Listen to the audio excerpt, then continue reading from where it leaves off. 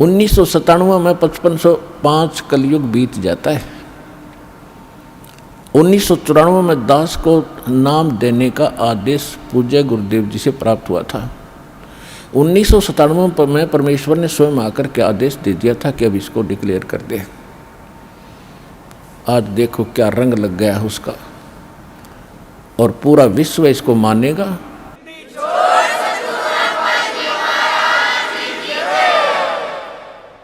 परमात्मा ने कहा था कि सोहम शब्द हम जग में लाए। सोहम शब्द तो बहुत पहले से डिक्लेयर कर रखा है, भगवान ने शिव जी को दे रखा है। शंकर भगवान इसी का जाप करते हैं, इनके शिष्य हुए थे। सोहम शब्द हम जग में लाए, लेकिन ये किसी वेद शास्त्र में नहीं है। सोहम शब्द ना गीता में, ना वेद में, ना पुराणों में।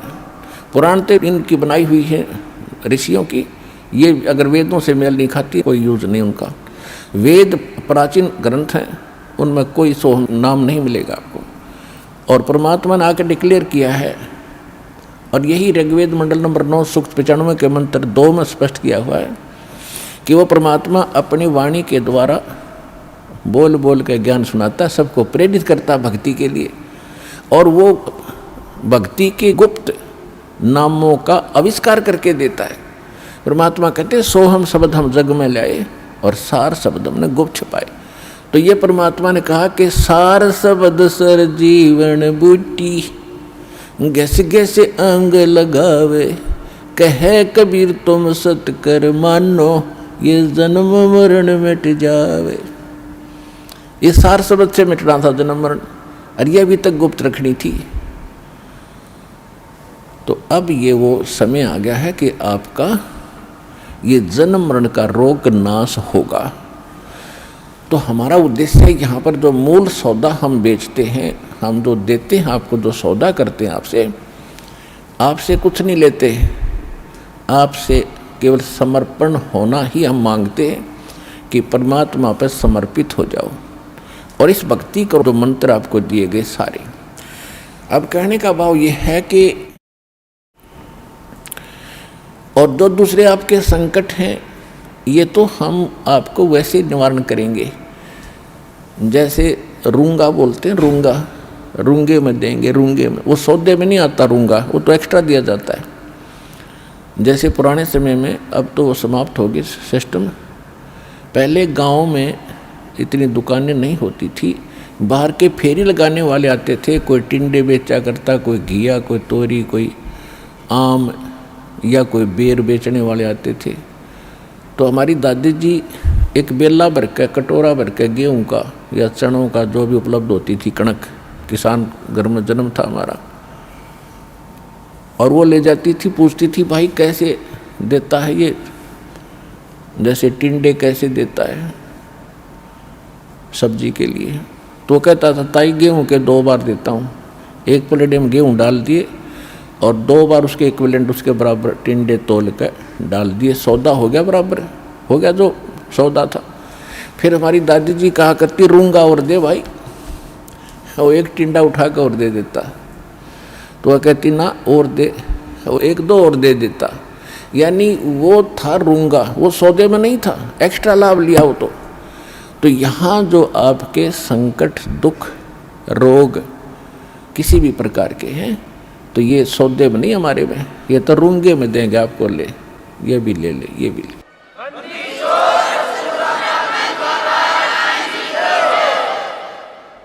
और पुण्यात्माओं, दास बार बार कहता है ये एक डूब बाट के गीत नहीं है, ये उस समर्थ की महिमा है, उस समर्थ का ज्ञान है, उसके दिए हुए विधि भक्ति मंत्र हैं। इनसे वही लाभ होगा जो दास बता रहा है, भगवान ने बताया है।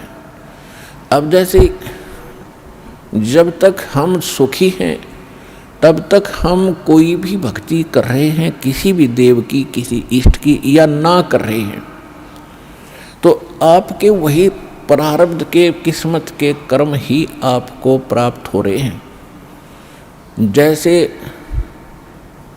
किसी ने इन्वर्टर की बैटरी चार्ज कर रखी है, वह फुल हो ली, और फिर चार्जर लगाया नहीं, तो वह फिर भी काम कर रही है, चार्जर हटा रखा है, चार्जर है ही नहीं आसपास भी, और ना चार्ज लगाने की कोई बिजली उपलब्ध है, तो फिर भी वो चल रही है।